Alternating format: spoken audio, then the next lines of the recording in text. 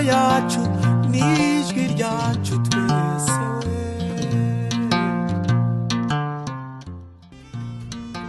One Nation Radio ni radio yawe, ni radio yanjye, ni radio yacu. One Nation Radio ni ijwi ryacu twese.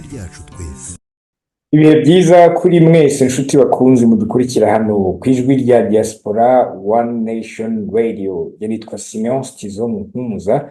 Twizere ko aho muri hose mukomeje kumererwa neza, ari nako kandi tubashimira kuri mwe mwese mukomeza kutwereka ko mukurikira ibiganiro byacu, haba babinyuzaho muri comments, haba ndetse n'abatwandikira mu gikari mukatubwira ko munyurwa n'ibiganiro ndetse n'amakuru tubagezaho. Uyu munsi rero nabwo turongera tuganire, ariko by'umwihariko ikinzanye kugira ngo mubwire ni inkuru navuga ko rwose kugeza ubu mu binyamakuru hafi ya byose bikorera mu Rwanda iri kugarukwaho, usibye no mu binyamakuru no ku mbuga nkoranyambaga. Nicyo kintu kiri kuvugwa. Uti niki? Birashoboka ko nawe ushobora kuba wabibonye ku munsi w'ejo ku cyumweru, ubwo yari tariki ngira ngo 11 z'ukwezi kwa kabiri, ukwezi kwa kabiri kunyine turimo, umwaka wo ni 2024. Yari umunsi wa 20 wa shampiyona, nibwo ikipe ya Rayon Sport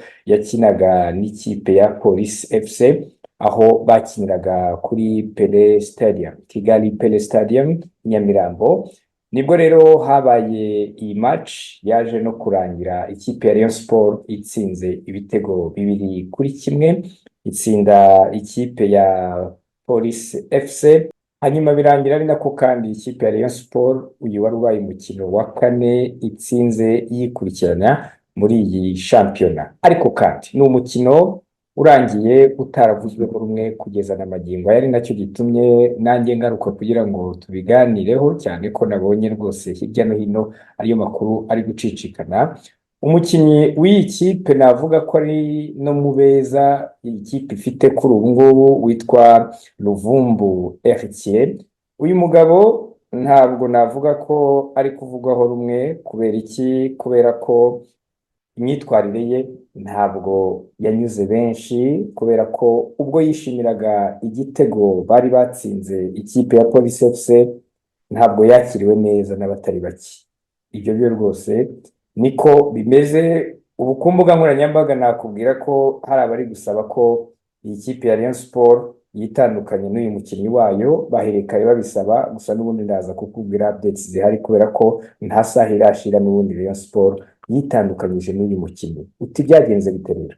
Ubwo uyu mukinnyi yatsindaga, uyu Luvumbu yagaragaye yashyize urutoki ku mutwe, hanyuma apfuka umunwa nk'uko iki kimenyetso cyakozwe n'abakinnyi ba Congo mu gikombe giheruka cya Afurika, ndetse n'abategetsi ba Repubulika Iharanira Demokarasi ya Congo barimo na Minisitiri Patrick Muyaya.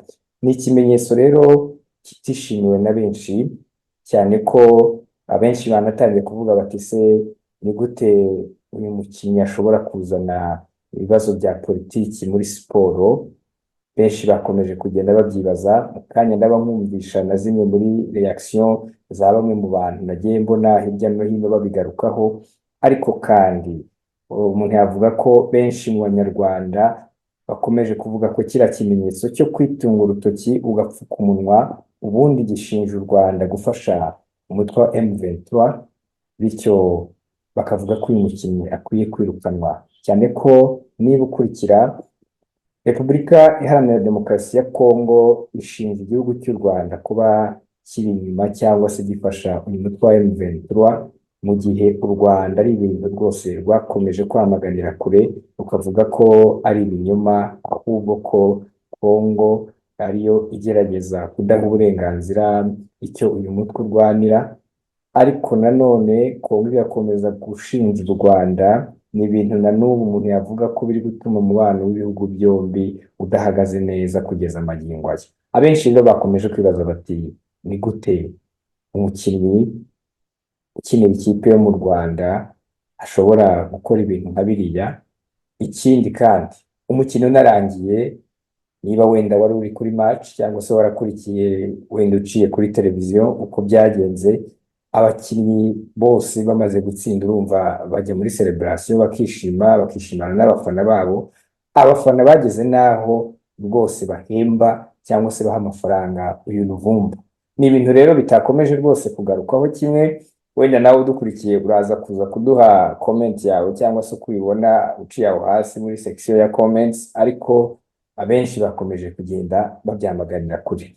Uwo mperaho muri iki kiganiro nakurikiye mu masaha make yatambutse ni Maître Gatete y'ingabo Ruhumuriza. Uyu ni umunyamategeko, yewe dukunze no kuganira kuri radio ya diaspora. Uyu aravuga ko ibi bintu bibabaje, uraza kubyumva mu kanya ndabigukinira, ariko mu ncamake yaravuga ati ntabwo ibi bintu byari bikwiye, ati ibi bintu ni ubusazi. Uraza kubyumva kuko yigeze no kwandika kare kuri Twitter, ku rubuga rwe, ku rukuta rwe hano kuri Twitter, yisigaye ariko yitwa X, ntabwo kiri Twitter nuko ariryo zina benshi bari bayimenyereyeho mbere itarahinduka X. Yanditse rero avuga ko rwose ibi ngo bisa nkaho ari ubusazi. Abareyo bamwe bati twise umusazi, ntabwo bamwe babyumvaga, ariko bakavuga ko ikibabaje kurushaho ari uko aba bantu bageze n'aho baha amafaranga bagahemba uyu mukinnyi nyuma yo kubona ibyo yakoze. Atanga n'urugero aravuga ati nk'ubu ugiye hanze igihugu yavuze cy'amahanga, hari ibintu udashobora gukora, ntabwo ushobora kugenda ngo wigane Hitler ubikore mu gihugu cy'abandi. Ati ntabwo none nurangiza abantu bazi kuguhemba kubera ko wenda batsinze igitego. Uraza kubyumva, ariko nanone sibe gusa turi bugaruke muri iki kiganiro, uraza no kuza kumva icyo uwitwa Dr Merard mpabwa n'amaguru nawe yatangaje. Uyu we yahoze ari umuyobozi wungirije w'umujyi wa Kigali, ariko kandi mu mwaka uteye umugongo cyangwa se twasoje mu minsi yashize wa 2023, nyuma y'uko yari yatorewe uyu mwanya muri 2021, izi nshingano byarangiye azikuweho cyangwa se atakiziriho, ariko nawe ntabwo yaje kuripfana. Uraza kuza kumva icyo yabitangaje. Ariko mbere y'uko tujya kuri Dr Merard mpabwa n'amaguru, reka tubanze duhere kuri Maître Gatete y'ingabo Ruhumuriza, wumve we uko ibi bintu yabifashe. Reka wumve amajwi ye uko yabisobanuraga. Rero icyambabaje cyane kambabwire, icyambabaje muri ibi bintu, ntabwo naje muri groupe kwifatanya n'abandi mu kababaro, ndaza gutanga ibitekerezo byanjye uko mbivuga, ariko icyambabaje nuko nyuma ya match abafana bagiye kumuha amafaranga no kumufelicita, abafana b'Abanyarwanda. Ibyo rero nubwo tudashaka gupolitiza siporo, abantu benshi ndumva bavuga ngo ntidupolitize siporo yacu. Njyewe ntabwo nshaka ko ikibazo kiba gupolitiza siporo cyangwa kudapolitiza siporo. Ikibazo ni ukuba hari abantu b'Abanyarwanda uyu munsi bazi ko bafite uburenganzira bwo kujya kureba match ya Rayon Sport, batitaye kuba nubwo ntawababujije kureba match ya Rayon Sport, ariko bakaba kuba hari abanyamurenge, kuba hari abantu Abanyarwanda, kuba n'abantu bavuga ikinyarwanda barimo kwicwa hafi y'iwacu hano ntacyo bibabwiye. Mu gihugu turimo cyabayemo jenoside yakorewe Abatutsi, tukaba tugifite abantu kubera umupira w'amaguru w'iminsi wakinwe kuri stade, abo bantu bakaba ntacyo bibabwiye. Abafana, kuba umufana w'umupira w'amaguru ntabwo bituma ubwenge ubusiga mu rugo. Kuba mu Rwanda hari abantu benshi ntibindeba, nanditse kuri Twitter ngo Rayon ni ikipe y'injiji, abantu bararakara, nabikoze mbigambiriye. Njyewe ntekereza ko mu bahanwa umunyekongo wakoze ubusazi, mba kuri social media, umunyekongo wakoze ubusazi ntabwo ariyo nkuru, amakuru sayo. Abanyekongo bose ni abasazi, na perezida wabo n'abaministre bose bajya bikora ibyo bishakiye. N'amasaha igihe tuvugana barimo gutwika ambasade y'Abanyamerika, ejo batwikiye Abafaransa, ejo kandi ubundi ambasade ni ntakoreka. Hari amasezerano mpuzamahanga amaze imyaka 63, avuga ko yitwa Vienna Convention ivuga ko diplomatic missions nta muntu ukwiye kuzivogera, abanyekongo ntacyo bubaha ntacyo bubahiriza. So inkuru ntabwo ari Luvumbu, murimo kwibeshya inkuru ni abafana ba Rayon b'abanyarwanda, inkuru abagomba guhanwa si uriya ni umunyekongo azasubira muri Kongo, si umunyarwanda. Imico ntabwo afite agaciro, ntabwo afite imico, ntabwo yarezwe n'ababyeyi b'abanyarwanda, ntabwo azi indangagaciro z'abanyarwanda, afite standard we twamufatamo ijyanye n'aho akomoka na bene we babo n'ukomeza. Ariko inkuru kuri jyewe ni abanyarwanda bagiye kuri uwo mupira, barangiza uwo muntu yarangije match, barebye bakabona iyo geste, birazwi ko ndahamya ko abantu bari muri iyo stade bayibonye, ariko bakava muri stade bamushimira. Ubu se ugiye muri Israel ukinira ikipe muri Israel, ikipe y'umupira wa shampiyona, gute wabyagenda ugiye Tel Aviv, mu mujyi wa Tel Aviv muri Israel, ugakinira ikipe ikomeye cyane ya Tel Aviv, warangiza ugakora Hitler salute? Ubwo nubwo waba watsinze ibitego 5, abafana b'iyo kipe bagushimira ngo wakinye neza? So kuri jyewe umuntu nkondana si uwo munyekongo. Kwanza nawe ntekereza ko ari injiji, umunyekongo iwabo ni kure y'Igoma, abanyamurenge ntabazi, abanyejomba ntabazi, abanyabibwe ntabazi, abanyamasisi ntabazi, abanyarwanda barimo kwicwa ariya ntabazi. Yabonye bene wabo bari bagiye muri Coupe d'Afrique bakora ibintu nawe ashaka kubigana. Ikimbabaje nuko mu mujyi wa Kigali abantu bashyigikira, bakora geste zishyigikira kumara abatutsi muri Kivu, bafatwa neza, bakabashagara, bakabaha amafaranga, bakabashimira. Icyo nicyo cyari kimbabaje. Mu mategeko rero ibyo uriya yakoze, ntabwo mu mategeko y'u Rwanda ntabwo turagira jurisprudence ivuga ko iriya sign yerekana hate speech. Nubwo tubizi, twakagombye kubifata. Hari urwandiko rwanditswe na Undersecretary wa UN witwa Nderitu Waina w'umunyakenyakazi, werekana ko kiriya kigo, iriya geste ariyo gukora ethnic cleansing muri Congo. Ariko abari kuri iyi groupe ndashaka kuboneraho umwanya mbasobanurira iby'iriya geste. Iriya geste yazanywe n'ikigo cyitwa Lucha.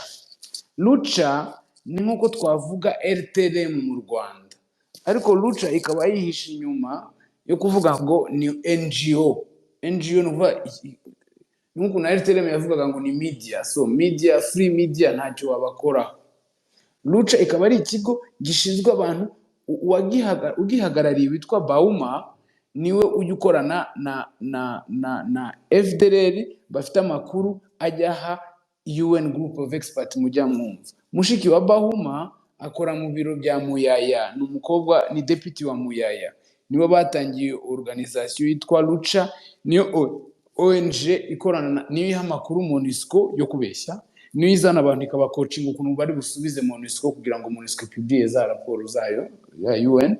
Nicyo bashinzwe muri Congo, nibo bazanye iyo term ikaba ishaka kuvuga ngo u Rwanda, ngo ntago u Rwanda ari igihugu cyacu. U Rwanda ngo ni abatutsi, ngo bashyizweho n'Abanyamerika n'Abongereza, sinzi niba n'Abafaransa barimo, sinzi ibihugu bavuga, kugira ngo bigarurire Congo, kugira ngo Congo ibyo bihugu byo ku isi byibemo amabuye y'agaciro. Bakaba bavuga ati kugira ngo Congo igire amahirwe nuko hatagira n'umututsi n'umwe ugaragara muri Congo. Niyo geste, ni ibyo ngibyo ihagarariye.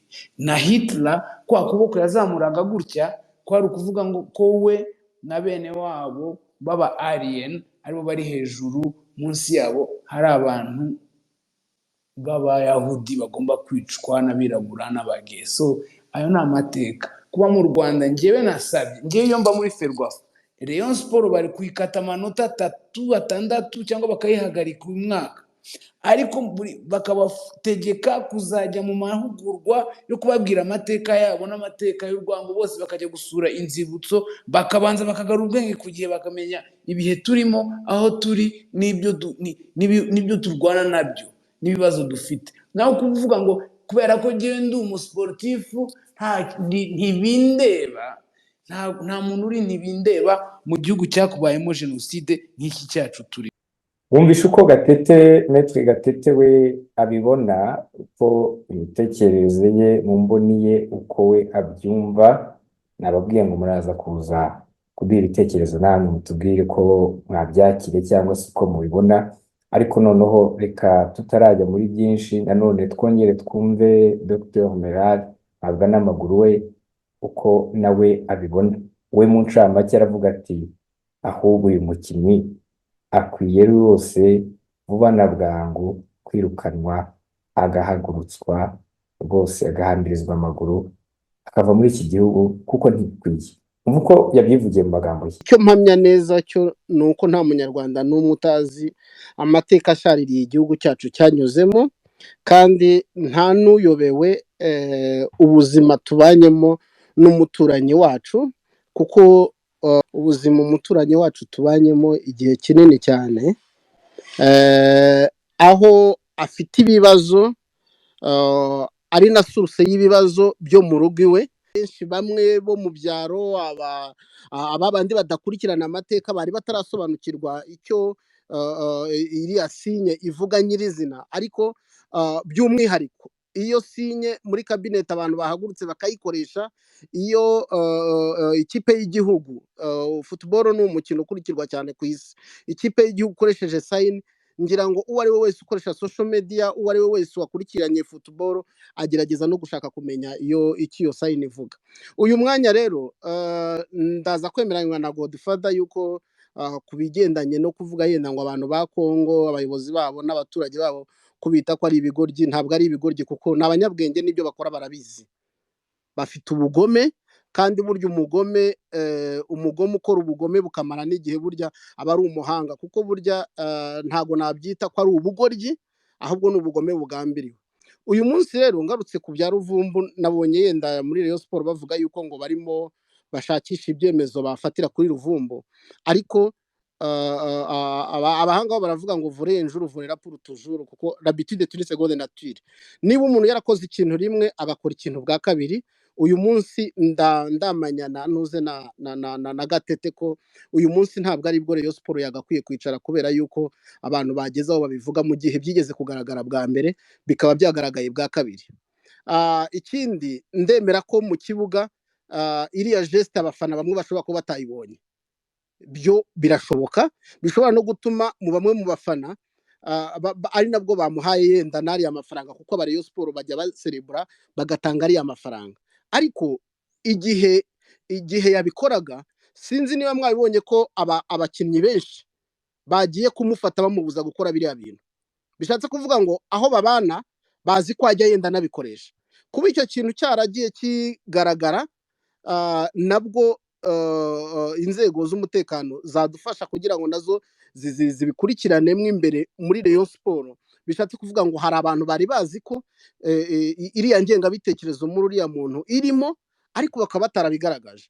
So nkaba rero ngira ngo jyewe mu gitekerezo natangaga nuko by'umwihariko dukomeza gukora ubuvugizi kugira ngo ibi bintu bigenzwe, ariko by'umwihariko kugira ngo ikintu kidakomeza kubaho, numva dukwiye gukora ubuvugizi uyu muntu akava ku butaka bw'u Rwanda pe, kuko kuhaguma bishobora no gutuma n'undi munyekongo wari ufite iriya ngengabitekerezo ashobora kuyimanifesta.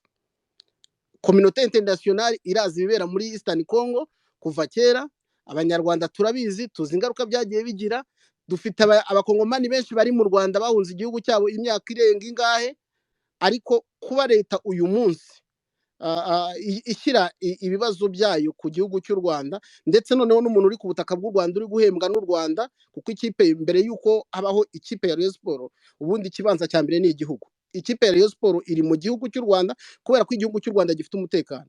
Icyo gihugu cy'u Rwanda niba uyu munsi ari cyo suruse ya Kongo, ntabwo umukozi ukorera ikipe ya Rayon Sport ibenefitinga ku mutekano w'u Rwanda, igihugu kibeshyerwa ko kiri inyuma y'ibibazo bya Kongo, ntabwo uyu munsi umuntu yagakwiye kuba arimo ahembwa amafaranga y'umugome uri muteza ibibazo iwabo. so cyemiye niba ashaka gukomeza gukora ariya majeste, niba ashaka kumanifesta ingengabitekerezo iri mu mutima we, beta nuko yajya ku butaka bwa Kongo. So let us join our hands kugira ngo ibigomba gukorwa bikorwe, Luvumbu asubizwe iwabo, binabe n'isomo no kuwundi muntu wese ubitekereza kuba yakora biriya, kuko ni ukugaragaza ingengabitekerezo nk'uko ntuze Gatete yavuga ngo ibi ntiwabikora mu bindi bihugu ngo ukore sayini iriya sayini yavugaga yo y'abanyaburayi. Ni ukuvuga rero dukomeze gushyira hamwe, dushaka ko byibura n'ukuri kurushaho gukomeza kugaragara ku bibera muri Eastern Congo. Thank you. nguko uko Dr Merard ntabwo n'amaguru nawe yabitangajeho kuri iki kibazo. Ese wowe ndacyakomeza kukubwira nti wowe urabibona ute? Uratekereza ko uyu mukinnyi akwiriye kwirukanwa? Ese yahabwa imbabazi? Cyane ko kugeza ubu usibye wenda icyo ekipe ya Rayon Sport yamaze gutangaza mu kanya ibicishije ku rubuga rwa X rwahoze ari Twitter, nabyo ngiye kukubwira mu kanya, ariko nta yindi myanzuro irafatwa ngo hamenyekane niba ese arirukanwa, ave mu gihugu, arirukanwa muri ikipe ya Rayon Sport se, ese hari ibihano runaka bibuze kuza gufatirwa, nta kiramenyekana. Gusa ekipe ya Rayon Sport ku rubuga rwa X nta saha rwose irashira yatangaje ko mu magambo yayo iti umuryango wa Rayon Sport witandukanyije n'imyitwarire mibi yagaragajwe n'umukinnyi wayo RC Luvumbu Nzinga ku mukino wa shampiyona wahuje Rayon Sport na Police FC tariki 11 Gashyantare 2024 kuri Kigali Pele Stadium. Ati tuboneyeho kwibutsa abakinnyi b'amakipe yacu kurangwa na discipline ku bibuga ndetse no hanze yabyo. Bati murakoze.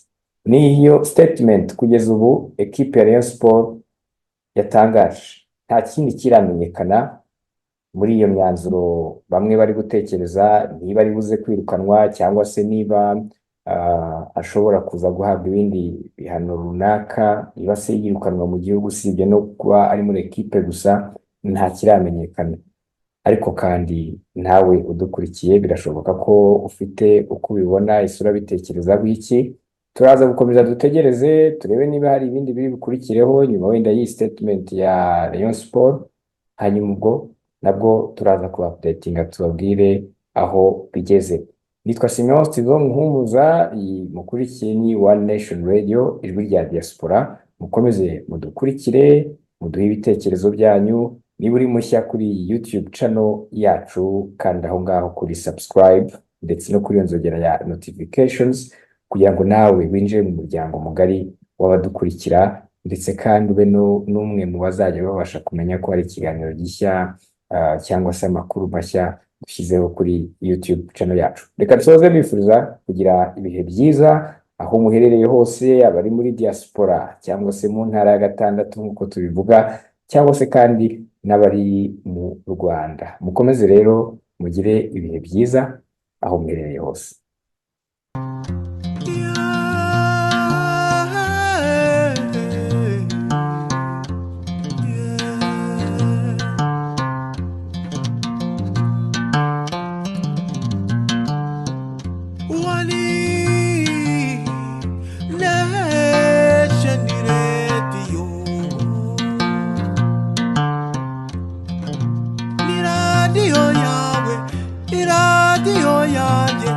iradiyo yacu n'ijwi ryacu twese.